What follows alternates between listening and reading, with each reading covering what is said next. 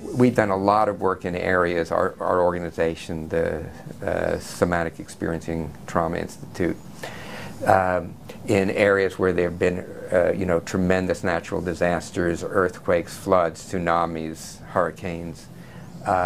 And we've, you know, worked with the children there. And so many cases where they had these, have them relive these and talk about these things, they were clearly re-traumatized. They were clearly re-traumatized. So we had developed different kinds of games where they could master these feelings of helplessness. Yeah, that's what I wanted to ask you about. How would a parent be towards a child that they know has had some trauma? Yeah. The main thing is the shock reaction. It's a biological reaction. It's meant to pass. It's meant, you go into it and you're meant to come out of it. It prevents you from feeling pain. Yeah. And again, if there's injury, that can be very important. So when kids have a fall, often parents, of course, the first thing we tell parents is take that moment for yourself. You know, when you're in the airplane, they always tell you, in the unlikely event of a depressurization, these things are going to pop out. And if there's a child or somebody infirm next to you, take the mask first to yourself, then help them with the mask. And we give similar advice to parents. Take the moment, because parents, when they see the child spill off the bicycle or get terrified, you know, in the hospital, they have fear, and often this fear comes at anger, and the child is then yelled at. Why didn't you, you know, do what we told you to do? You're not supposed to be riding your bicycle here. It comes from fear, from the parent's fear. So we take a moment and give the parents some guided exercises so they can learn to feel the fear in their body and learn, this is the key in letting it move through. And every intense sensation will do that.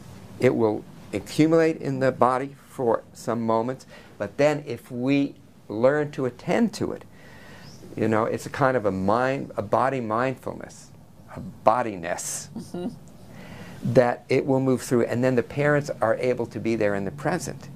And then they come up to the child, depending on the age. If it's a young child, to take the child in their arms to hold it. If it's a little bit older child, to sit by their side, to put the hand very often, say, on their upper back to give them support, and just to say, sweetheart, it's okay, you just had a fall, you're going to be okay, and I'm just going to be here with you.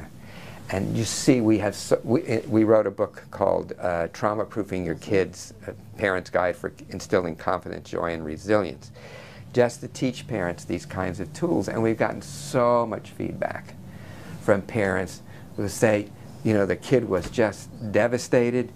They sat with them for a few moments, and then that shaking, trembling, sometimes crying, deep, spontaneous breath, and then the kids would just run off and get back to play. Now, of course, if there's a possibility of any injury, especially concussion, you have to monitor the child very carefully and bring the child to, you know, to a doctor or to an emergency room.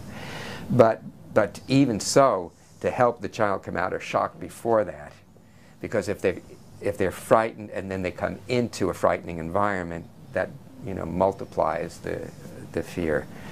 So anyhow, in these different situations, we design different games that children play, which again help them have new feelings. We in China and Thailand, a number of the children, adults as well, developed hysterical paralysis afterwards. We saw this one little boy. I think this was after the China earthquake. He was like about 3 and a half, and he'd been paralyzed. And so one of my students, a beautiful young man, a Brazilian student, practitioner from Brazil, Alexandre Duarte, he just sat with the child, played a little game with the child's nose, because the child could, you know, still move his head, and then started just touching his feet and finding out where the stuck movements were, where the frozen movements were.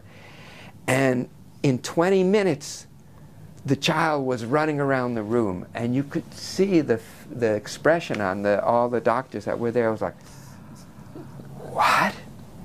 But again, you know, trauma is a fact of life. It does not have to be a life sentence.